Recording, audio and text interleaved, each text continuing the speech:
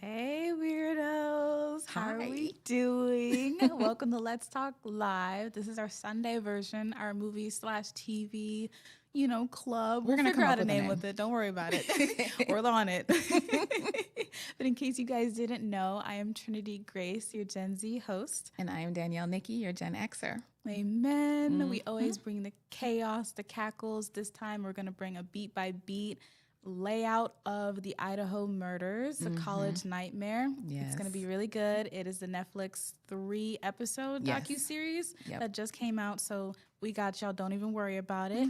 If you guys are watching, make sure to like, comment, and subscribe. We really appreciate it. A lot of y'all have told us in the comments so far that you actually set your reminders. So thank you so much for doing that. Look at y'all. But if you didn't, go ahead and push that notification bell. It'll tell you whenever we're going to go live. And also you can push the notify button on every separate live. So you get notified for specific lives as well. But we also post our schedule on our2gens.com. Go over to our schedule tab and it shows whenever we go live and whenever we drop stuff. We're also on every social media platform at Our2Gens. Go ahead and join us. Thank you very much. And we are now dropping these episodes on Spotify, Apple, Wherever you iHeart, listen. Amazon, literally everywhere you stream your podcast. So thank you so much for that. And so sorry it took us so long to do that, but now you guys can listen. So thank you so much. We're really going to get into it, but we wanted to say hi to our weirdos before we do. Yeah. First and foremost, Christina, congratulations on taking the bar. Oh my goodness. Yes. Everyone show some love in the comments because I know that was mad stressful, but girl, you did it. Oh my goodness. You did it. Congratulations. So happy for you. Oh my goodness. And Leslie Julia, she said, does anyone know the name of the book Danielle wrote? So that is on its way. I am a screenwriter, TV writer, and an author. I also write audio dramas, so my name is everywhere. So I will let y'all know when that book drops. Don't you worry. Be on the lookout, y'all. Beep it in. Saw some love from Australia. What is up? Good day. Oh my goodness. Australia. We got Jersey, Virginia. Let's say some names up in here. Hello, Right. Jazzy, as usual. Love As you, babe. usual. We've got Elle, we got Shauna, Christina, of course, Hannah, Leslie, Jeffrey. What's good, Jeffrey? Jessica, this is your first live. Hello. What's up? I'm seeing several people first time joining us. Exactly. Love Oh, that. man. I love that you're joining us on this one specifically. Right. Come on, weirdos. Come through. Oh, man. Yeah. Even if you guys didn't even watch the documentary, don't even worry about it. We're literally going beat by beat. Like everything that we're telling you is from the documentary in the order that it was told in the documentary. Yes. So you guys don't even have to worry about it. And then every once in a while, we'll add some tea that was missed from the Netflix documentary after additional research. So we got y'all covered on all fronts. Don't even trip. We got y'all. We got you, for real. Hi. Hi. Virginia. Bree, hello. Laura, she said first live, but she listened to all the shows. I heard that. Oh, every single one? Mm-hmm. So you've seen our progression. Yeah, it was looking. We all kind of just locked in, and I love that y'all are joining us for the ride because we're probably gonna look back a year from now and be like, we could have done this better. Just nitpicking, but we're just enjoying the ride. Like, exactly. It is what it is. Yeah. Shauna Griffin. What's going on? Your daughter's screamed when you said my name. Well, what's her name? Let me say hi. Exactly. And Hannah's whole family's from Idaho. You were just there last week, huh? We all were like, So tan and glowy. We went outside. We actually went outside. Wait. Her name is Stormy. Well, hello, Stormy. Hi, Stormy. Thank you for joining us, love. We love this. Oh, I love it. Keep repping y'all's generations, your names. Make sure to put your pronouns as well, because the last thing we want is to misgender anyone. Exactly. Thank you so much for joining us, and let's get into it. Yeah. Yes, let's do this. Let's Good do day, it. everyone. Oh yes. From the producer. Okay, you know the drill, everyone. Green and blue hearts for the producer and the editor, please. All right, so let's get into the Idaho Murders College Nightmare. If you don't mind going to my screen. It opens on a woman, Bethany. She's recounting her experience in what seems like a home invasion. So her roommate, Dylan, texts her that she thinks she saw someone in their home in all black wearing a mask. Bethany locks her door and tells Dylan to come to her room. Then we get a whole bunch of news reports talking about 4 college students who were murdered in an off-campus house near the University of Idaho. Then we get our title card. This one went really fast. Really quickly. Like, they were going, like, so we're going to try to, like, get all the information at once. But, Exactly.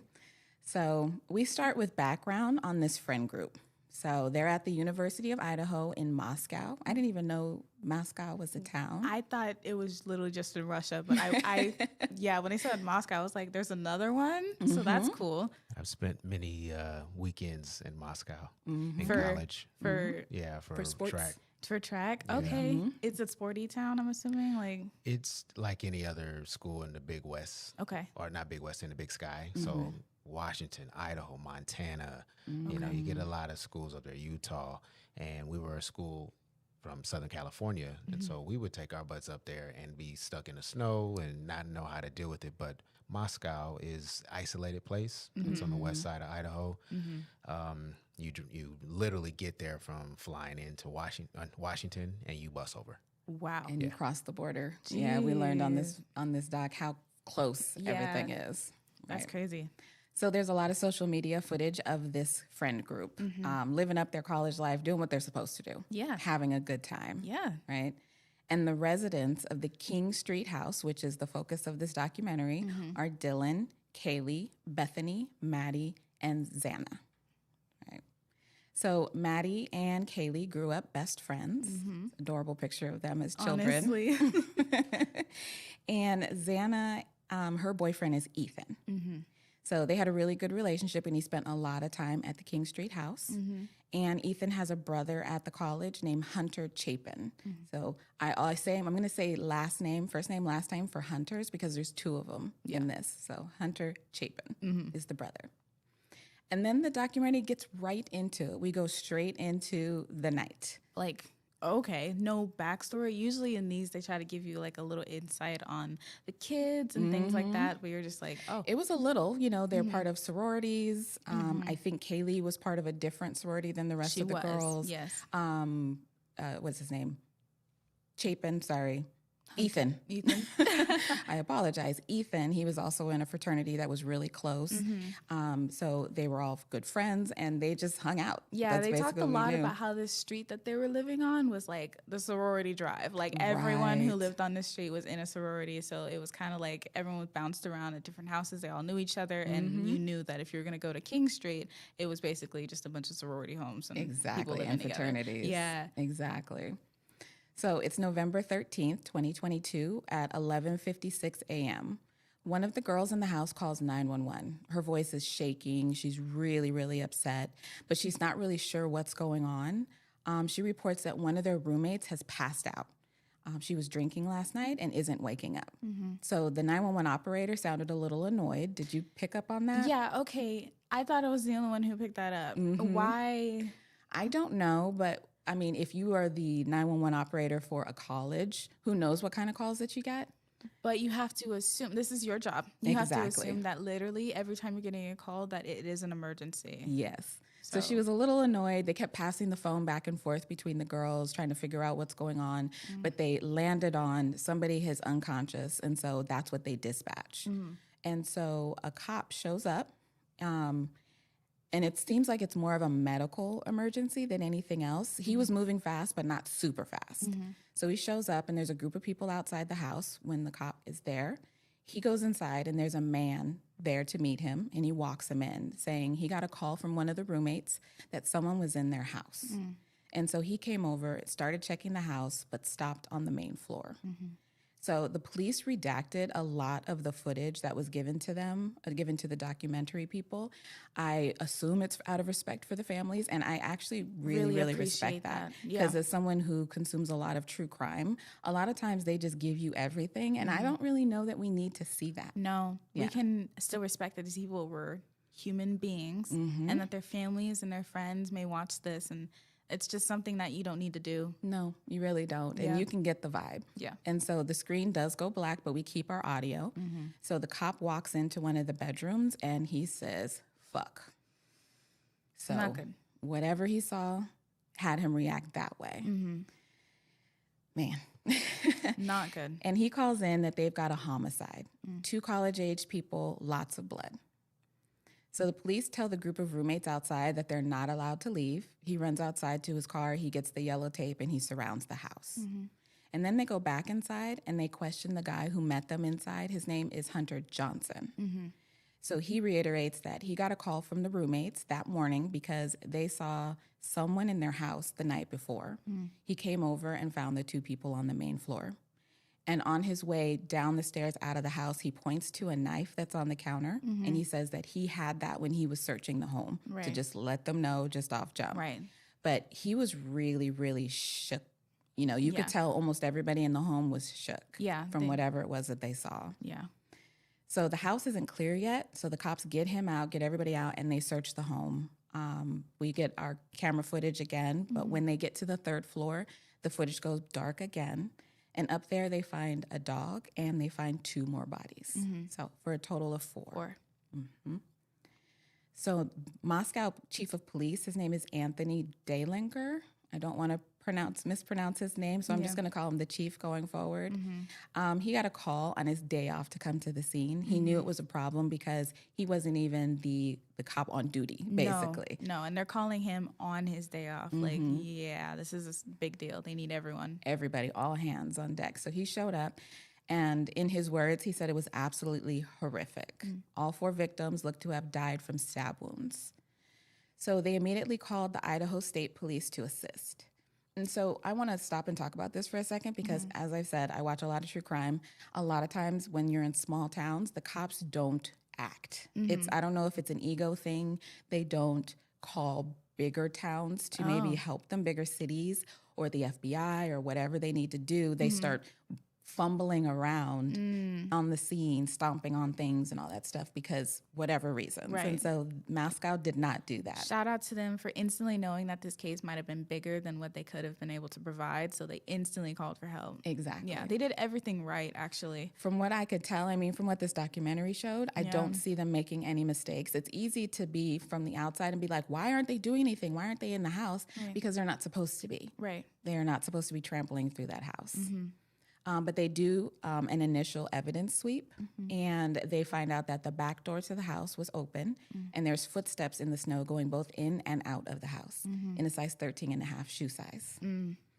And they found a small drop of dried blood by the sink. Right. So they give us a quick layout of the King Street house. On the 3rd floor are 2 rooms. The one to the right is where they found the 2 female victims. On the 2nd floor, which is the main floor, 1 bedroom at the bottom of the stairs. That one was empty. when you go past the living room and down a short hall, that's where they found the male and female victims. And then when you go down to the bottom level, which is a street level, there's one more bedroom. They found traces of blood throughout the house. And in the third floor bedroom next to one of the victims, they found a knife sheath.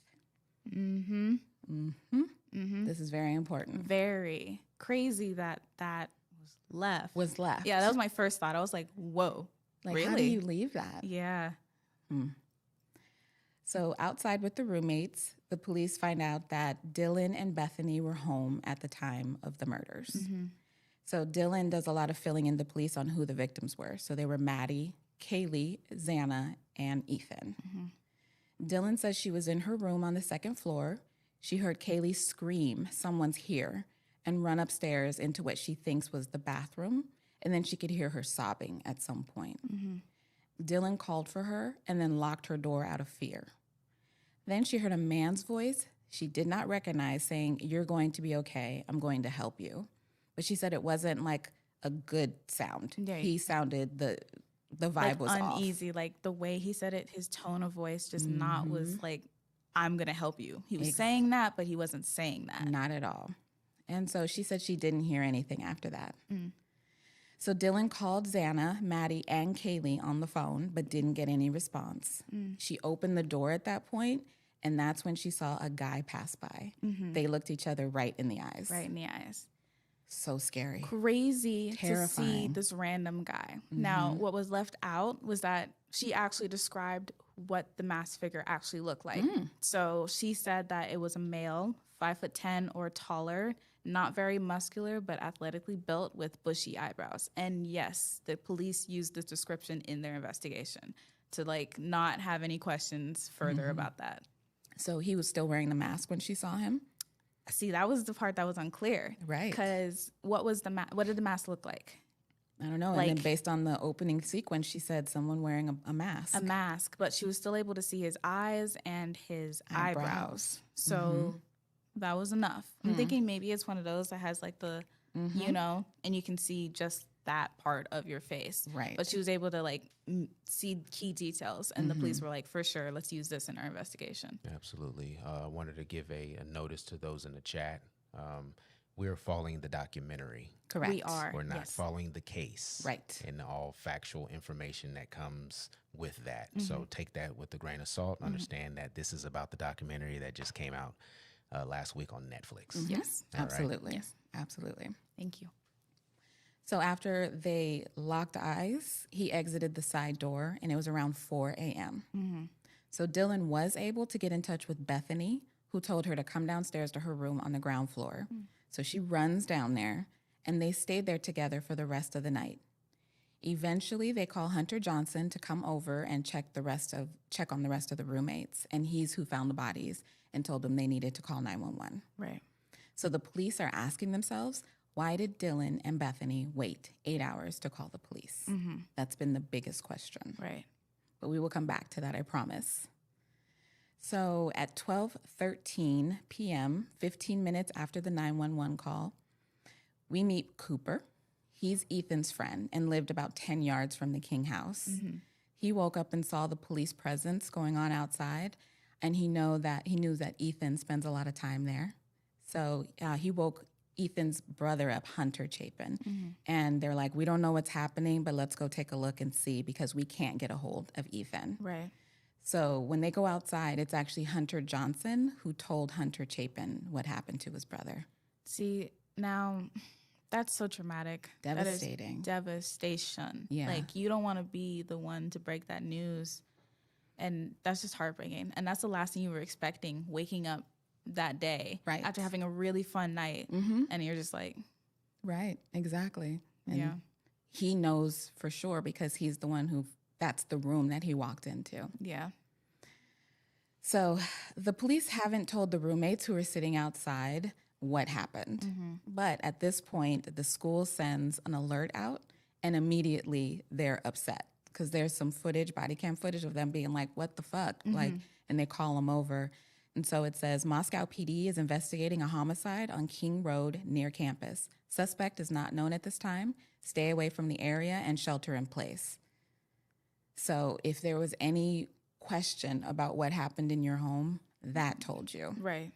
So the dean of students got a call from Moscow PD and followed protocol. So I don't know if we can actually blame him because the police said this happened, and protocol is to warn the rest of the students. Yes, you have to keep the rest of the, college kids safe, which I completely understand. But the PD did not know that he was going to do that. And then after that, things kind of went crazy. And that's how a lot of people found out that their friends had been killed, unfortunately. Yeah. So then the documentary goes to the victims' parents and families. So first we meet Xana's dad, Jeff, and his sister, Jasmine. They got a phone call from a friend because they don't live close. And well, I mean, close enough, but not right on in town. But Xana's death was confirmed by the police at the station later. Then we meet Steve and Christy. These are Kaylee's parents. They initially heard that she had gotten shot in a house party. By sending out that alert, all of a sudden rumors were just swirling around. People just were talking, and they're like, who, when, how? And then it's getting back to the parents, and that's the devastating part. That's the dangerous part. Exactly. Because now these parents have no idea what's going on, and they're not getting in contact with anyone. Right. You're trying to contact people, you can't get anybody. And so now they're telling you something they heard from the grapevine. Exactly. But local police did show up eventually and told them that it was confirmed. And so they called Kaylee's sister, Olivia. And Olivia called Maddie's parents, Karen and Scott. They lived in Moscow and drove to the house, but they were also confirmed of Maddie's death at the station. So while everything's going on, everybody's just kind of like milling about outside of the house. A guy named Jack approaches the police at the scene to ask what's going on. He identifies himself as the ex-boyfriend of Kaylee, said they were together for about 5 years. So according to Kaylee's friend, Bailey, she and Jack were on a break. She was focusing on herself for a while. So if you watch True Crime, you know he is suspect number one. Number one. Yes. Instantly. Just want to make sure that we clarify that Jasmine was whose daughter? Jasmine is the sister of Xana. Got it. Let me see. Where was I? Okay. So police, when he comes up to him, they're like, hey, why don't you go sit in the back of the police vehicle for a second? Let me go find somebody who can come and talk to you. But having Jack sitting in the back of the police vehicle in front of everybody started all the rumors. Looked wrong. Optics. Exactly. So like I said, he was an immediate person of interest, especially since the weapon was a knife, because a stabbing is really personal way to commit way more this personal crime. than a gun or anything like that. Oh my so goodness. the police know that, and most people do happen to know that. So yeah, the optics of that was just not looking good for Jack. Exactly. And if we're already having rumors swirling everywhere, then this didn't help. So Kaylee's sister, Olivia, she lives in LA. She packed up her 2 kids and her husband drove, and they're on their way to Idaho. Instantly. And she's not one of these people that sits around and waits for things. And so I will say, if anything ever happens to me, I want someone like Olivia riding for me. Yeah, because she wasn't waiting for no cops. She wasn't waiting for no friends. She instantly started doing her own research, trying to figure out what was going on her way there. Like, she's literally driving. She packed up her whole family and was like, let's go. Let's go and let's figure this out. Right. And so Kaylee was on her parents' cell phone plan. And so Olivia got the password. She was in there and she's trying to figure out who she was talking to, what phone calls she made. So she looks at the night before and realizes that Kaylee hadn't called 911, but she did call Jack a bunch from 2 a.m. to 3 a.m. Right. So and that's actually the end of episode 1. Yes. I managed to find exactly how many times. So Kaylee called him 7 times, 6 times between 2:26 a.m. and 2:44 a.m. and the final call at 2:52 a.m. And then Madison called him 3 times. Really? From 2:44 a.m. to 2:52 a.m. So do what you will with that information, but lots of calls were sent specifically to Jack? Yeah. Okay. So the police question Jack. They bring him in right away. And he was open and honest with them. He says he went to the Corner Club the night before, got home around 1:30 a.m., and the police followed up on his alibi and pretty much cleared him as a suspect right away. It didn't take long. He tells them that Kaylee sometimes felt like she was being stalked and watched. Her roommate Bethany confirms this. She says that she went to go walk the dog and she thought she saw a man over there looking at her, like the silhouette of a man in the dark. Okay, so first off, as a woman, that is insane. That's terrifying. That's terrifying. I would no longer go outside because what do you mean? I mean, we're already terrified of doing anything alone outside at night, and you're walking your dog and you don't feel safe. Right. And there's nobody else to like walk the dog with her, apparently. You know, when you have that dog, sometimes you got to go alone. Yeah. So this moment happened about a month before the murders, according to Bethany.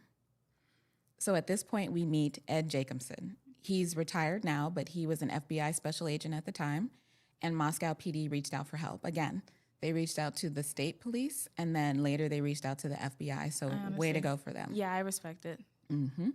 So they weren't sure who the intended victim was, which is a very good point. With that many victims, who did they come there for? Right. So they started digging into something called victimology. So if you watch Criminal Minds, you know exactly what victimology is, but it's investigating the lives of the victims because they want to find out who's the target and what was the motive. Right.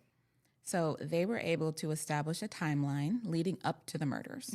So there was a football game on the Saturday night, and it was the last home game of the season, so there was lots of out-of-towners there. Right. Kaylee texted her mom a picture of her and Maddie before going to the game. Adorable picture. I know. Yeah. Ethan went to a sorority formal with his sister. And so apparently he's a triplet. Yeah, there's 3 of them. There are 3 of them, and so they are inseparable. But he was there because she didn't have a date, so he went ahead and went with her. Xana didn't go with Ethan. She was at home with Bethany at the time. But later, Ethan, Xana, Bethany, and Maddie walked to the Sigma Chi house to hang out. And then Maddie and Kaylee left to go to the corner club. So Olivia, Kaylee's sister, was still on the road from LA to Idaho, and she started texting people who'd text Kaylee that night. And she found out, because you end up texting your rideshare driver, that he picked Maddie and Kaylee up from their house at 10:14 p.m. and then dropped them off at the corner club as well. So Jack was there, if you remember, and he remembers speaking to her. There's some footage from the club of them talking, like just for a second, not very long. Everybody looked like they were doing fine, laughing, drinking. They were having a normal Saturday night. Normal. Yeah. And then after that, Maddie and Kaylee went to a food truck called the Grub Truck. And so apparently this is a very popular. Amen. You got to have that after club spot. Smart for them to like park right outside the club and be like, come on over. Yep, come get this greasy food. Okay. So apparently they have a live Twitch feed. So the police were super happy and they went and checked that out. And they ended up finding a guy that they deemed Hoodie Guy. So he spoke to the girls for a little while. And when you watch the footage, the girls step off frame.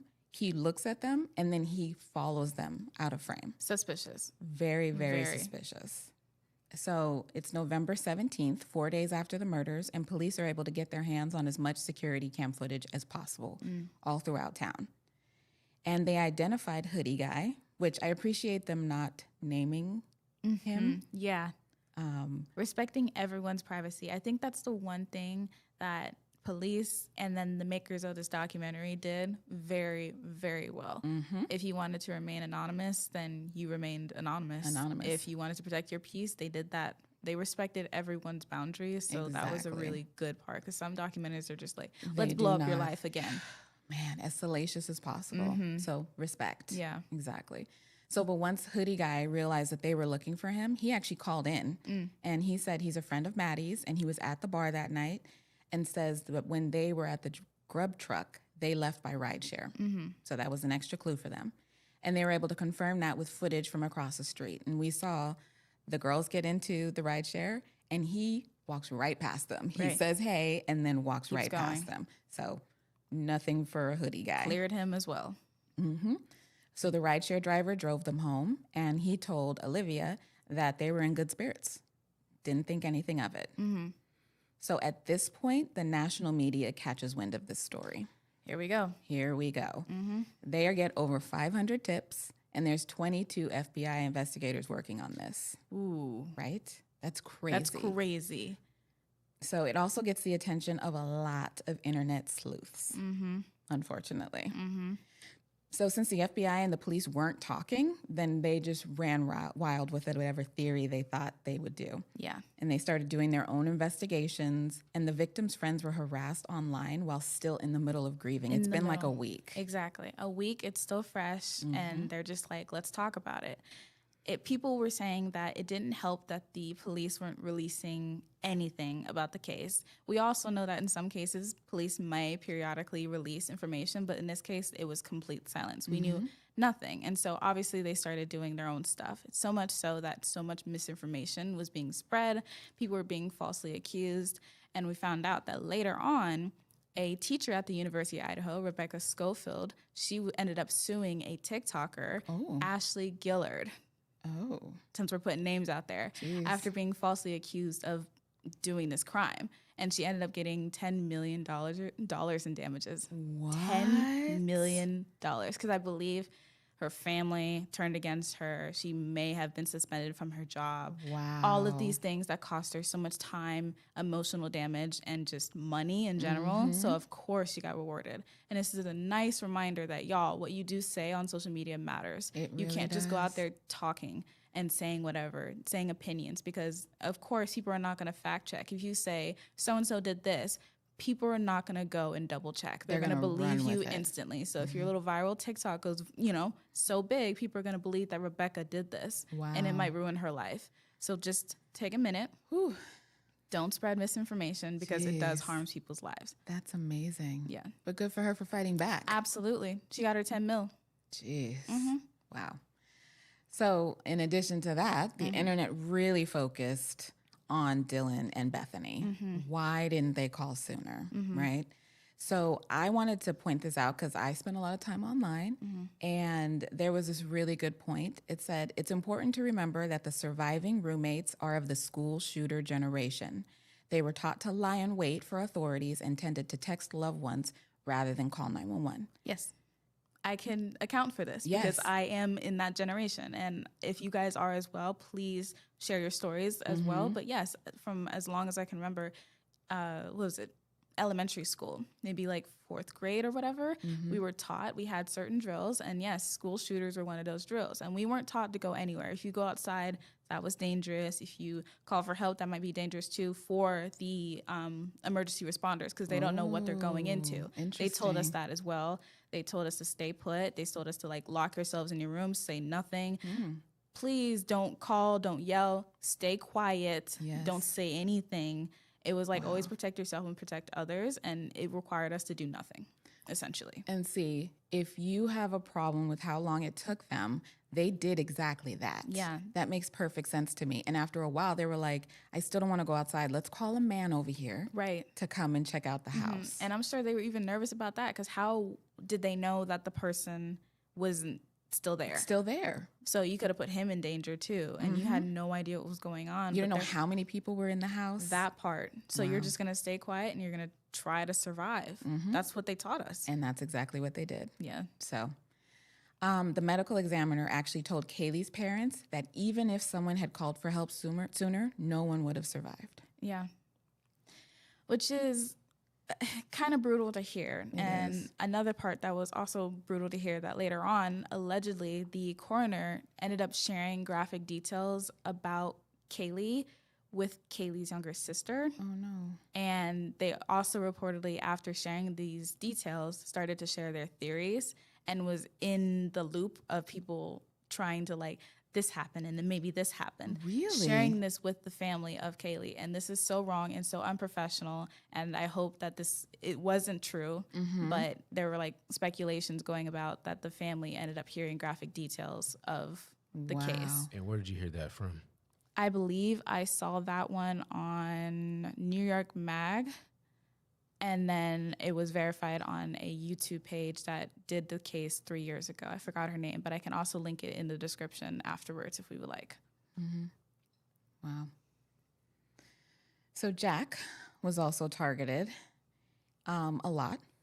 And apparently he went to a really, really dark place. They didn't go into a whole lot of detail, but I can only imagine someone that you love was killed and they're blaming you for doing it. Yeah.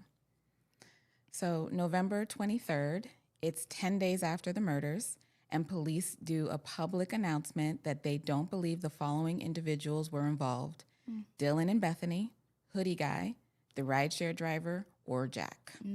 So they had to put it out there. It's only been 10 days, and they really had to kind of put a stop to all of the theories that were going on online. Yeah. Yeah.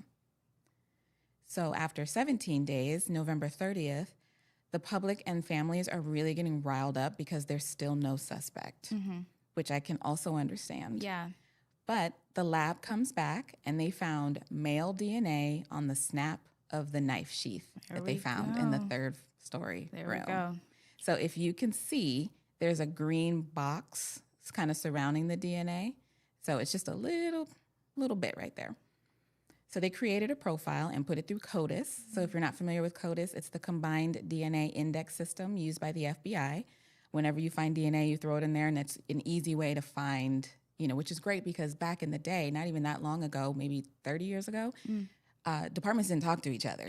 Which, oh my goodness, y'all, that's so messy because you're dealing with the same suspect, but you have no idea because you're not communicating. Right. Oh, from LA to San Diego, you could be having the same serial killer, but you have no idea because nobody talks to each other. Wow. So they created something like this, which helps. But there was no hits when they put it in there. So they went and hand-delivered those results to a lab in Texas to do investigative genetic genealogy. So basically what it does is it puts DNA through those commercial genealogy databases like 23andMe to help find distant relatives of the suspect to narrow things down. So that takes a while, but the local police were like, we're not just going to sit down and wait. Let's continue moving. Right. So during their initial canvass, they found that there was a security camera on a neighboring home, and they got the footage. So the white car was seen in the neighborhood the night of the murders between 3:30 a.m. and 4:06 a.m., coming and going 4 different times. So he was coming in, whoever's in there is coming and going in this neighborhood.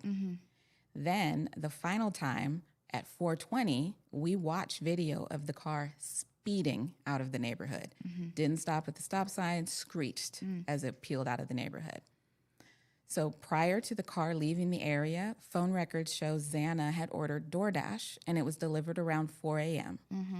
And according to those same phone records, she was awake and scrolling until around 4:12 a.m. So police now know that the crime occurred between 4:12 a.m. and 4:20 a.m. Not a big, window. No. So they kind of locked in at this point.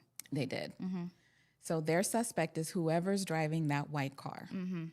And that video, along with footage from throughout town that they'd gotten before, went to the FBI because they have vehicle experts. So if you look at the footage, it's blown out because of the lights and because it's super dark. Right. And so they needed an expert to be able to tell because they couldn't even tell what kind of car it was. Exactly. They just knew it was white. Exactly. That's it. So then they scrolled through all this footage, and then they finally, one camera they were able to find that did not get washed out. Solid. Exactly. And they were able to tell it's a Hyundai Elantra from the years 2011 to 2016. Yep. Amen. Amen. Did you also want to bring up the point that they announced this to the public, or? Yeah, you go for it. All right. So they did end up announcing to the public one of the first details of the case, that they got footage of a white Honda Elantra. But the part that they didn't reveal was that they were assuming that the person driving this car was their suspect. They didn't tell that to the public. They ended up telling the public that they wanted to speak with the person, that they were hoping that the person driving this car knew something about the case. So that's very dangerous and extremely different, you know what I mean? Telling the public that the suspect is driving his car as opposed to telling just someone that we like to speak to. Exactly, a person of interest. Yeah, and going back and watching some videos of people who were covering the case while it was happening were saying that they thought that this was dangerous and irresponsible because you're telling people to be on the lookout for this car, not knowing if the person's going to be like, oh my God, I saw your car in the news, going up to this person's car, and them not knowing that the suspect may be the one responsible driving this car. Exactly. So you might be putting people's lives in danger. So I wanted to add that part because that's a little dangerous, and trying to protect your investigation is important, yes, but to an extent where it puts other people's lives in danger and not giving them the information. I feel like if you're not going to tell them that the suspect was driving the car, don't tell them about the car. I understand needing some help, but do it the right way. Yeah. So not telling them that this was a potential suspect was a little dangerous on that part. And a lot of people who were in the midst of this were saying that they disagreed with this opinion. Yeah. Good point. Yeah. So now we go to December 19th, 2022. It's 36 days after the murders. So the genealogical team comes back with a name, Brian Kohberger. So he attends Washington State University and drives a white Hyundai Elantra. So jump back in time to August 21st, 2022, 84 days before the murders. Kohberger was pulled over for speeding and cited for not wearing a seatbelt. So because we have this citation, that gave Moscow PD his phone number, and that's what they used to get search warrants for his cell phone data. Amen. And they found out that the cell phone pinged in Moscow many times in the months leading up to the murders. They have receipts that shows that he did some shopping in town, and the cell phone towers show that he was on King Road, odd hours, several different days. He was scoping. Right. All right, so now we go back to November 13th, 2022, the night of the murders. It's 2:42 a.m. The cell phone towers ping near Kohberger's home, so they know he's either home or somewhere close to home. Right. At 2:47 a.m., he leaves home, heads south, then his phone goes dark. At 3:30 a.m., security cam footage shows the white Elantra entering King Road. At 4:48, the phone reactivates, heading south on I-95. And at 5:30 a.m., the phone pings back at his home. So normally, when he goes from his home to Moscow, because they have the footage and they know what his records are, Thank you. it's usually a straight route, as you see on the screen. Straight from his home, straight to Moscow. Yeah. But this night, it took him an hour and 10 minutes to get home because he went all the way south and then all the way back up to his home. That's suspicious. Usually, if you're driving, you want to take the fastest route, right? Exactly.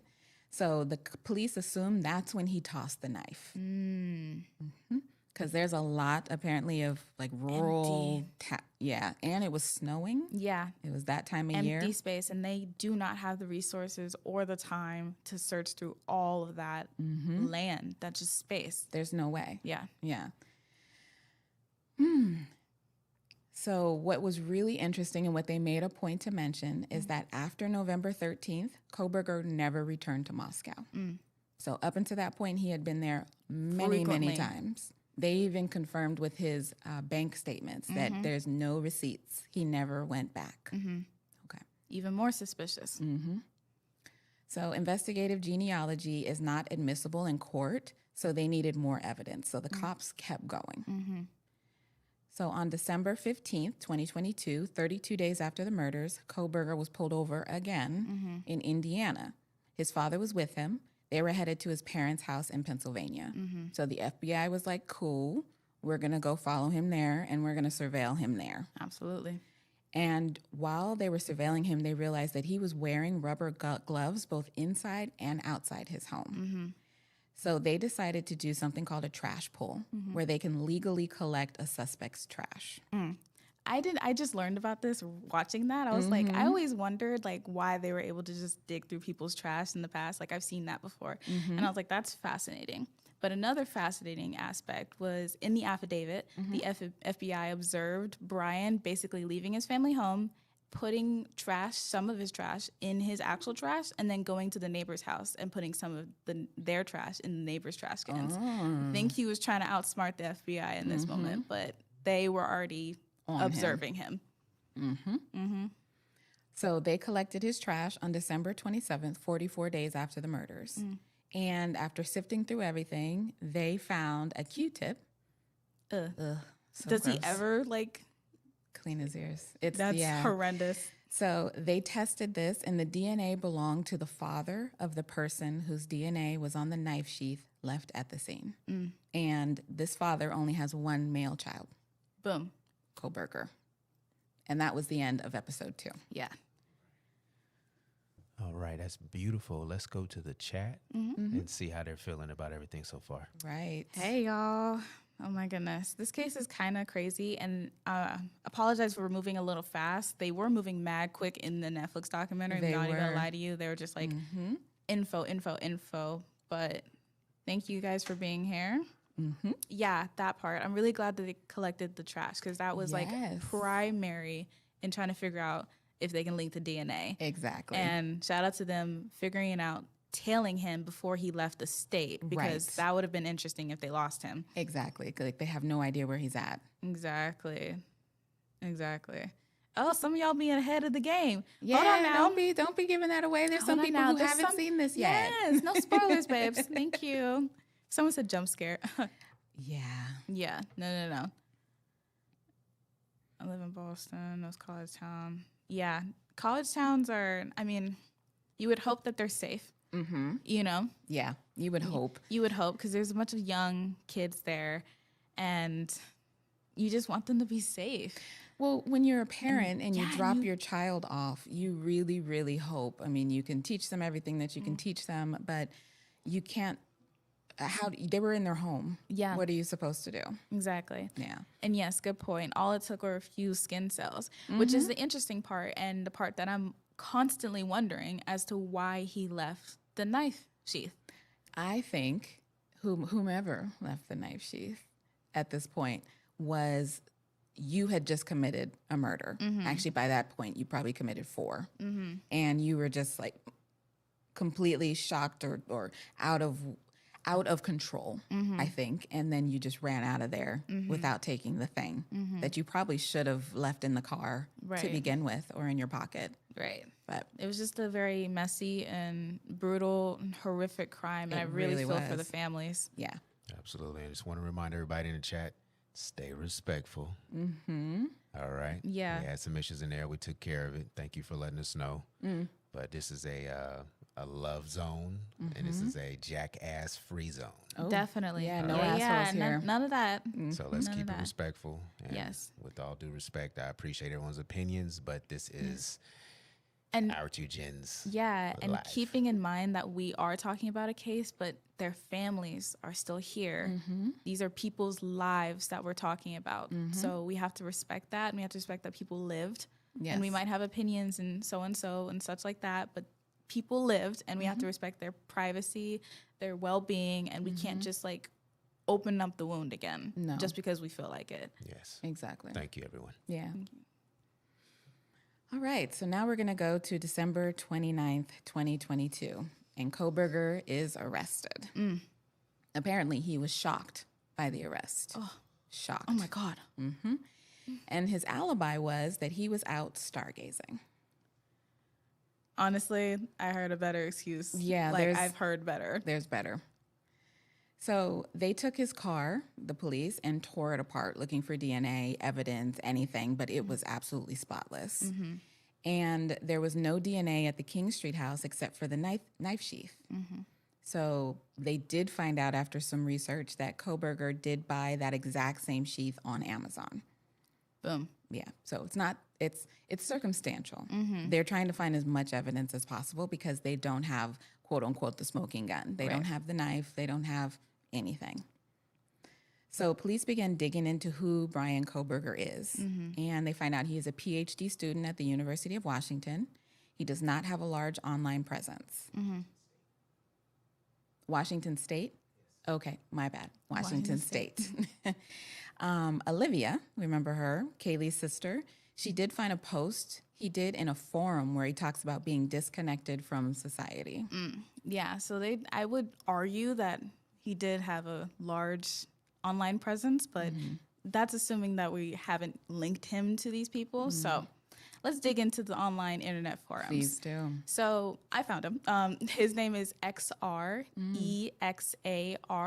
So this person posted frequently on all different types of online forums. And he would post things that were just like long paragraphs. It almost seemed like this was his diary, his internet diary. Okay. And he said there's some things like, quote, nothing I do is enjoyable. And XR wrote this in 2011 when reportedly he was 16. He also said, quote, I am blank. I have no opinion. I have no emotion. I have nothing. Can you relate? In another post, XR bragged that he could do, quote, whatever I want with little remorse. And in another post, he said, quote, as I hug my family, I look into their faces. I see nothing. It is like I'm looking at a video game, but less. He would literally just go on and on about his VS. Did we talk about his visual snow? No. His visual snow thing, a neurological condition that you see like white speckles in your vision and you can't really focus on certain things. So he would talk about that. He would talk about his emotional connections to people, how he couldn't maintain those, form those bonds with his family, with others. And he was just trying to find any sort of community, but it was just on and on and on and on and on. Another thing that recently came out in, I think it was 2023 that a bunch of people found out was that he was allegedly a SoundCloud rapper. Really? Now, here's the interesting part. Around 15 years ago, a user under the name XR, EXARR, same one as the forums, which literally matches the same, posted a rap song titled Rise Up Instrumental Test. Okay. I have the link, so I could definitely put it in the comments later on. And he only posted one track. It's about 2.5 minutes long. And some of the lyrics here. Quote, so I'm a pacifist, like I'm afraid to get a bloody fist. Another one, you are not my equal. You are evil, but I'm feeble. And now I'm going regal. Another one, don't F with us. And the last line was literally, I hope you learned a lesson. Now, as this SoundCloud is still up, when I visited, a lot of people were coming after watching the documentary and was like, oh, not looking good. Right. And conveniently that XR was the same name that was in the forums. So some people would argue that he had a bigger online presence than they said promoted. Interesting. Thanks for finding that. That's great. Detective Trinity. So apparently he was an overweight child and became obsessed with losing weight and had some OCD tendencies. No friends, which makes sense from what you said that you'd found with his online stuff. And there's rumors of a heroin addiction. As he does have an arrest record. His father turned him in for stealing his sister's cell phone to sell for drug money. And he went to rehab. And then after that, he kind of cleaned himself up and went to college at DeSales and majored in criminology. At this point, we meet Lily. She's a former classmate of Kohberger. She described him as being locked in on the subject matter. She said he was antisocial to everybody until class started, and then he was in it. He really enjoyed the class, enjoyed the teacher, but he did not like the other people. He went to Washington State after that and was a TA, teacher's assistant. And there's reports of him being disrespectful and demeaning to women instructors and students. Yes. So I managed to find 3 formal complaints. Okay. Formal. Not the ones that weren't reported or the ones that just went rumors. Exactly. 3 formal complaints from Washington State University students against Kohberger. 2 women ended up accusing him of stalking them at their homes, and a third of following and harassing her at her job. Really? So just to put that out there. Okay. So he was accused of aggressive and inappropriate behavior for his position, and he was terminated as a TA on December 19th. So once they got a hold of his devices, they found that he was actually really good about clearing them out. He didn't have a whole lot of history or things that they could find initially. So the FBI hired digital forensic experts to find a connection to the victims, to find a motive, or be able to fill in any blanks or pieces that they weren't able to. In his phone, he only had 18 contacts and Crazy. No app usage, which is Wild. So what that tells you is that he cleared it out intentionally. And they were able to recover his browser search history. And he searched for things like serial killers, federal wiretapping, psychopath paranoia. And so what the experts say is that the lack of data showed intentionality. I'd say data showed intentionality. Mm-hmm. So now that we're in the future, Yes. let me introduce you to a man named Jared Barnhart. So Jared Barnhart, who along his wife Heather, they run a digital forensics firm called Celebrite, I believe, and he went through Brian's phone data and shared his findings with Fox News. So I read that article like crazy. So Jared said that he thinks that Brian was extremely stressed, specifically about the car. Okay. With the statement coming about the white Honda Elantra, that essentially threw him into a panic mode. Ooh. And he says he knows this because he did a lot of things on December 29th of 2022.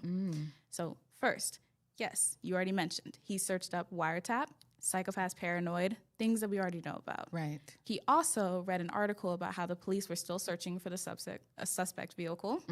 He also visited the Moscow Police Department website and checked the latest press release on the case. Oh. He also immediately looked up an auto detailing shop. Okay. Remember how his car was squeaky clean? Mm-hmm. And then within 10 minutes of the announcement, he was shopping online for another car. Okay. And then beautifully, at around 1:30 a.m. the next day, police swarmed his parents' house and he was arrested. Amazing. Before he had a chance to do any of that. Good for you. I am so proud of you. Oh, thank you. Seriously, you've been on it. That's great. So after all this, the FBI and the police felt they had enough to present a full timeline of Kohberger's actions on November 13th. So at 3:30 a.m., Kohberger arrived at the King Street house. He went upstairs to the room where Kaylee and Maddie were in bed. He took Maddie first, then Kaylee, and then put the comforter back over them afterwards.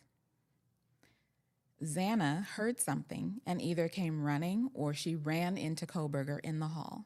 He chased her into her room where Ethan was in bed. He took Ethan first, then Xana. And according to the medical examiner, based on the defensive wounds on Xana, she fought like hell. Amen. At 4:48 a.m., Kohberger turned his phone back on, and at 10:31 a.m. in his bathroom at home, he took a thumbs-up selfie. That's crazy. It's disgusting. I don't even have words for that, because not you, the first thing that you want to do is take a thumbs-up selfie, like, I did it. Like, this was an assignment or his something. His hair's wet. I feel like he just took a shower. He just took a shower. 100%. And having the nerve to put the comforter back over those girls' faces, like, you don't want to take accountability for what you just did. No. And, I mean, obviously, I'm not an expert. From things I've seen in the past, when someone covers up with a blanket or anything, it's because of shame or it's because of regret or because they want to protect the person who they just murdered. So I don't know, obviously, for sure, but why would you cover up their bodies? What was it that made him do that? Exactly. But he didn't end up covering the two people upstairs. No. So makes me feel like when we were talking about primary suspects, makes me feel like that either both of the girls or at least one of them was his target. Yeah. Yeah. I wouldn't be surprised. Now, I want to go back and account for 2 additional hours that weren't represented in the Netflix documentary. So apparently Kohberger called his mom for a total length of 2 hours the day of the murders. First call, he called his mom within 2 hours of the killings. In his first attempt, it went unanswered, and he ended up texting his father, "Why isn't mom answering?" At 6:17 a.m., he ended up reaching Marianne. That's his mom's name.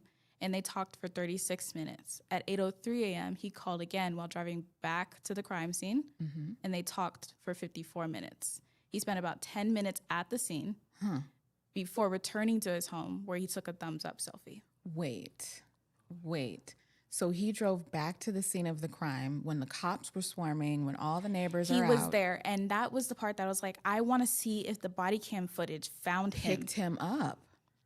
And they always say that, right? They always go return. Back. He went back and he called his mom, and then he went back and then he took up the thumbs up selfie. After that, at 9 a.m., he called again and they talked for 9 minutes. At 4:05 p.m., they had a 2-minute call. And then at 5:53, this was their final call of the day. It lasted 96 minutes. Wow. What they talked about, we don't know, but feel free to go wherever you want with that. Wow. He went back to the scene of the crime. I'm stuck on that. He went back For 10 minutes. for 10 minutes. Wow. Yeah. My mind is blown here. Yeah. Okay, moving ahead to December 28th, 2023. It's been 1 year since the murders, and the King Street house is demolished. So students and people who live on campus really wanted it gone. It was too hard to see, but many felt that it was really odd to do it before the trial even started. Because what if there's some evidence that you missed? People go back to the scene of the crime always You to see that. find things. And so, you know, especially the families, they were really upset about it, but Yeah. some understood. Yeah. I do have one more bit to Do, add as yeah. well. And there are speculations that apparently he had stalked the girls prior to the crime. Now, this wasn't mentioned in the Netflix documentary, and this was a lot of people just talking and things from the affidavit and some evidence on that from the trial, or not trial, but like evidence leading up and people just talking. Yeah. But allegedly, according to a source close to the investigation, I found out from a source on People magazine, I believe, in which they found it from New York magazine, that Brian's phone had pictures of one of the female victims on it, and he had an Instagram account that followed all 3 of the girls, Really? which makes us believe that, I'm sorry, but I do not think Ethan had anything to do with this. No, Ethan was there, and I don't think Xana did either. She No. just happened to be out and catch him Exactly. in some way, based Exactly. on what they are telling us. Yeah, He went there for one of those 2 girls. definitely. I think we can say that for sure. And Brian also allegedly visited the restaurant where Xana and Maddie both worked. A former employee, not long during the whole like people having misinformation area, a former employee at the Mad Greek, which is the restaurant they worked at, said that Brian visited at least twice for vegan pizza, which is a very specific detail if you remember Right. that Koberger was very intentional about what he put in his body. So vegan pizza was a very intentional detail. Exactly. But the weird part is that not long after this former employee made this statement, the actual restaurant released a statement saying that this never happened. Really? So now we're not sure. But there's this weird gray area with that restaurant and whether or not he actually ended up Went going there. That's probably why that wasn't included in the documentary. Exactly. Right. And then one last detail is that allegedly, according to a source close to the investigation, Dylan told the police that less than 2 weeks before the murders, she and her roommates came home to their front door wide open and the washing machine running. They grabbed the golf clubs because Ethan, he played golf a lot. They grabbed the golf clubs and searched the house for intruders. Then later they called Xana's dad to come fix the door. Right. But there were a lot of cases that made them nervous and they didn't know what to account for until after. And I believe I found that on New York Post. Okay. Yeah, I believe they said it in the documentary that the door was Something, broken. yeah, something was wrong in Yeah. that case. But I believe Right. Dylan told police later on in her interviews as well that there were weird instances leading up to. This wasn't an isolated incident. He just built himself up to finally do it that night. Whew. Thank you. So Koberger could get the death penalty if he's convicted. And they were really gearing up for this trial. The Moscow PD, they rented a home close to where the trial was going to take place. But then a few weeks out from the trial, Koberger reached out and requested a plea deal. They gave it to him, and he took it. He was given 4 life sentences and an additional 10 years for burglary, but he avoided the death penalty. But the thing that really bothers me, I'll say just as a citizen, is that he did not have to admit why he did it. That part. And a lot of the parents were really upset about that. The only thing he had to say was yes when they asked if he committed these crimes. And so that is something that you can do with a plea deal. You can say, I'll give you the plea if you tell me what happened. Right. But that didn't happen. They felt there was no justice. So the parents were really upset. On July 23rd, 2025 was his sentencing hearing. Most of the families were there and spoke. And there was a couple of things that stood out just to me. So Dylan, one of the survivors, she took back her strength. She really did. Knowing how terrifying it was to be there when it happened, she really was there and she was able to face him. So good on her. Steve, Kaylee's dad, moved the entire podium to face Koberger and then talked his shit. I was not mad. Okay? Spoke right to him. Yeah. But I think the star of the sentencing hearing was Olivia, Kaylee's sister.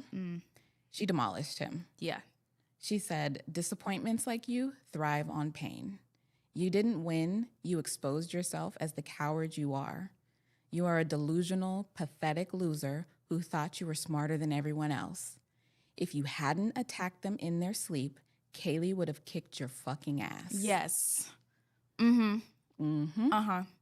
Period. Period. So that's where we're ending on that note, because he definitely feels like the kind of person who thrives off of the attention, off of feeling like he's the smartest person in the room. Right. When he was shocked that he was arrested, it was because he didn't think that they would actually catch him. That he'd actually get caught. This is something that he probably thought he was going to get away with. Yeah. And should we mention that a couple days ago, Please do. Okay, so new Developments? Yeah, new developments in this case is that Brian is trying to take back his plea and go to trial. That means that the death penalty comes back up.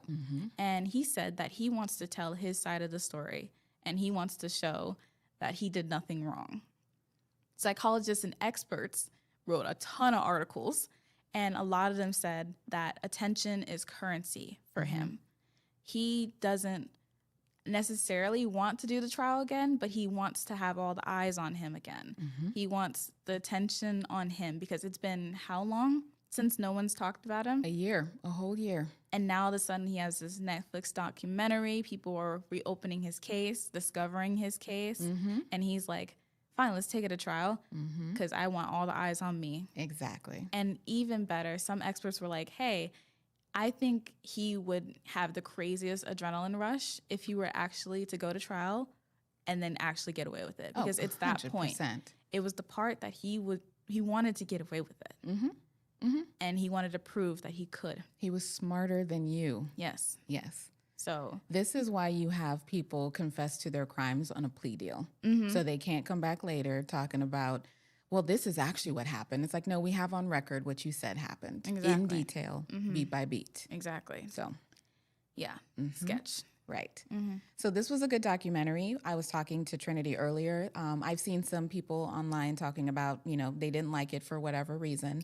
The reason I appreciate it is because they focused on the family. They focused on the people left behind, the people who were affected by this, and not so much on him. Because a lot of times we sensationalize the killer and the victims are a blip. Right. They're a footnote. No. But we learned who their families were. We got to speak with them and talk to them a lot and get to see their perspective. We learned who these people were. Yeah. And it was refreshing to see that we were celebrating the lives of these people, not the person who took it away. That part. So, yeah, they lived. So, again, it was Madison Mogan, Kaylee Gonzalez, Xana Kernodle, and Ethan Chapman. Yes. Those were the lives that lived.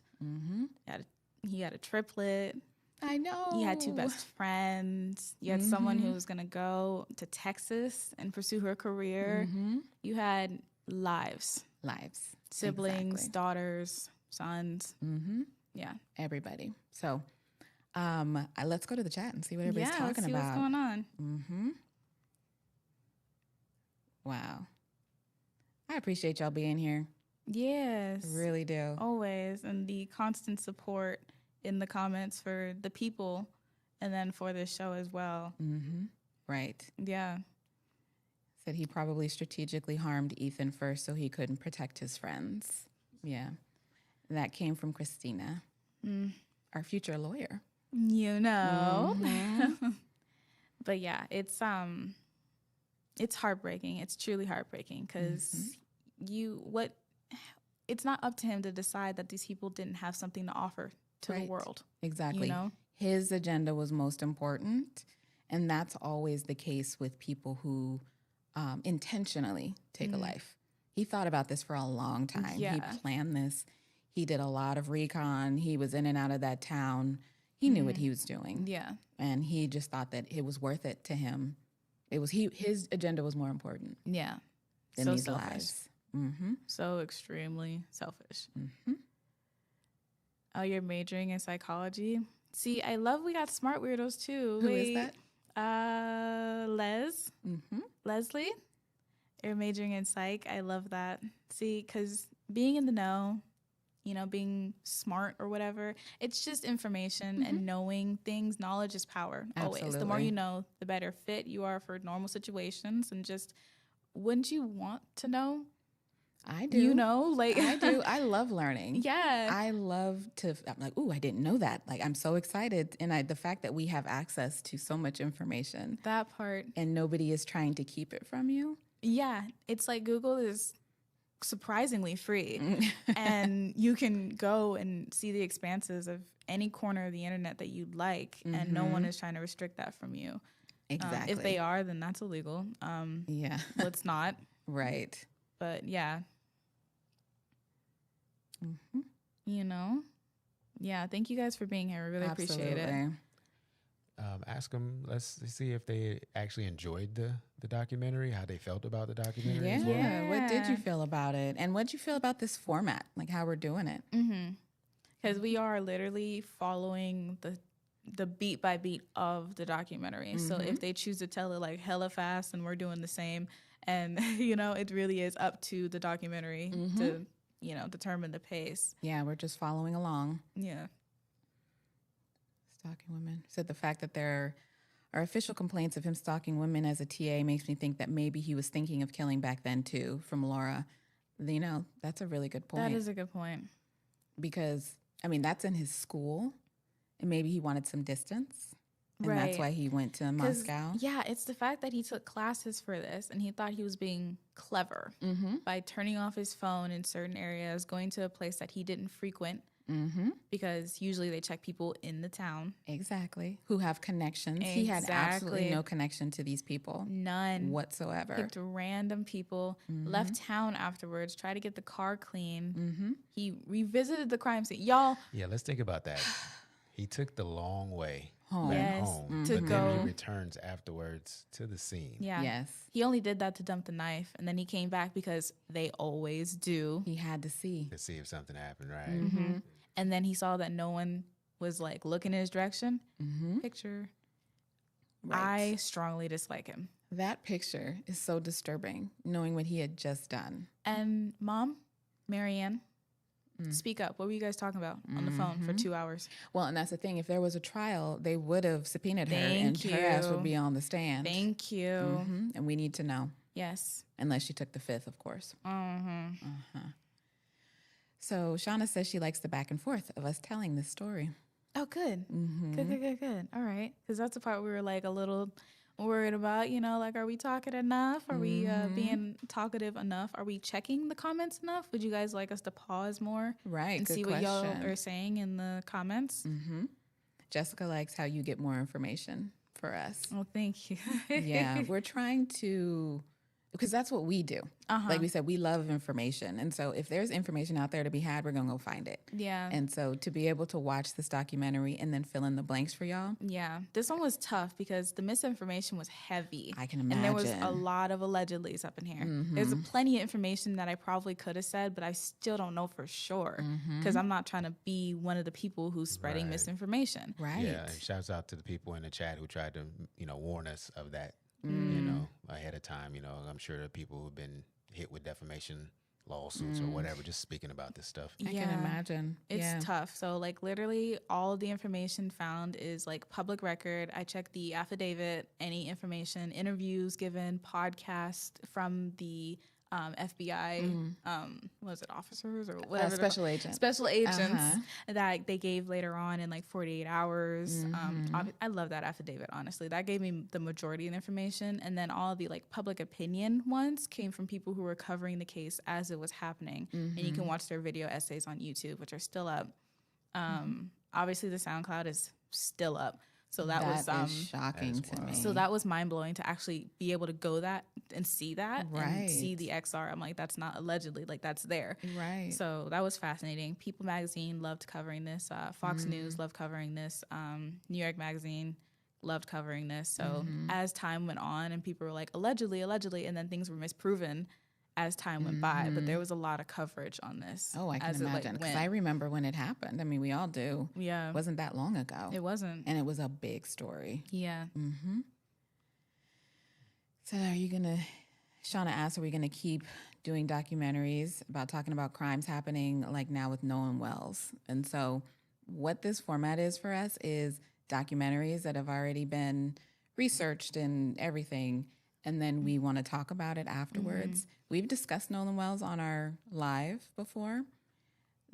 When something happens with that, we will for sure talk about it. Yeah, like to have it adjudicated at least, you know, something on the record. Yes. Definitely. Because opinions are opinions. Our opinions, and we're not here for that. We're not going to be here. We're not going to be part of the internet sleuths that they discussed in this documentary. We are bringing you all information that you can also find yourself. Yes, because specifically, y'all, this is story time, not gossip. No. Very different. No, Very, we do very not different. do that. And we tried to stay out of that gossip area because that's very harmful to people, as you tell from the teacher at the University of Idaho, how she nearly lost her livelihood because of gossip. Exactly. So that's not what this is at all, but definitely cases that are important like that eventually have proof, evidence, trials, for sure.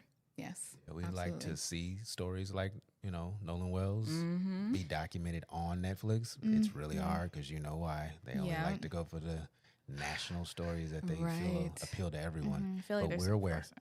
Yeah, I think in a couple years, you know, depending on the way that this case goes, we will probably be discussing this because, I mean, just off jump, things need to be answered. There needs to be some question. But because, just like with this case, because things aren't being said, I'm sure there is a slew of misinformation going around out there, and we're not going to we're not going to jump in that. Yeah. Yeah. Thank you. But yes, I appreciate y'all putting in here how much you appreciate this and what specifically you appreciate about it. Somebody said they have ADHD and this really helped them process the information. Oh, really?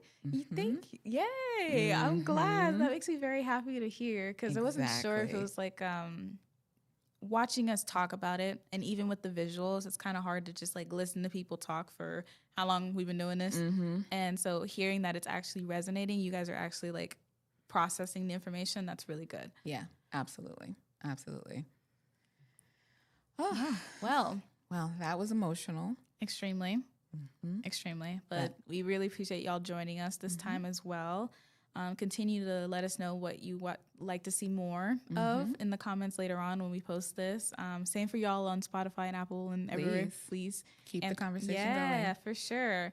And yeah, like it says in there, drop your generation before we head out. I love it. Gen Z, Leslie, Jazzy, of course, millennial.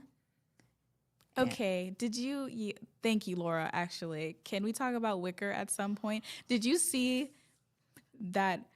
And I love the comment that said Alexander Skarsgård is always at the scene of some freaky crime. And it's like, yes. Why are you always the one? Listen, the Skarsgård family is a bunch of freaks, and I'm here for it. But specifically that one, like.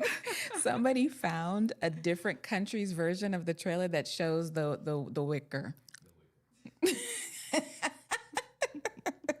It's so crazy. It's so crazy. And it is a horror, right? Like I don't know what it is. I don't even know what we classify. All I know is Olivia Colman has a Wicker boyfriend, and I'm actually here for it. Because she's a 50-year-old woman, and she is having sex, and she is being loved and appreciated. So I'm like, I don't know what it is, but I'll be there. No, yeah. But things like that, let us know if you want us to cover like TV or movies, actual movies. Because I know earlier we were talking about obsession specifically. So like literally we're always open for the insight on things like that. This is for everyone's enjoyment. So we want to hear from you always.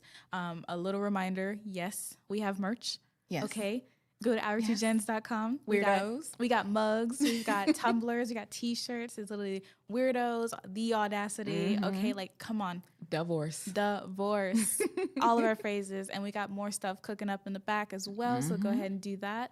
Literally every Sunday at 8 p.m. we do these little things here. So come join us. And then every Tuesday and Thursday at 8 a.m. PST for all of those times. Do the math in the background. We do the episodes live. It literally is always so fun, and you guys get like sway the episode completely. So please come join us for that. It's usually a quicker pace, more cackles, less serious than this one. So come join us for that one. And it's a lot of fun. Yeah, it really is. And go follow us on all socials. Hello, if you're from Instagram, because hey. All right, y'all. Please have a good night or a good evening, and we shall see you on Tuesday. Tuesday. Love y'all. Bye.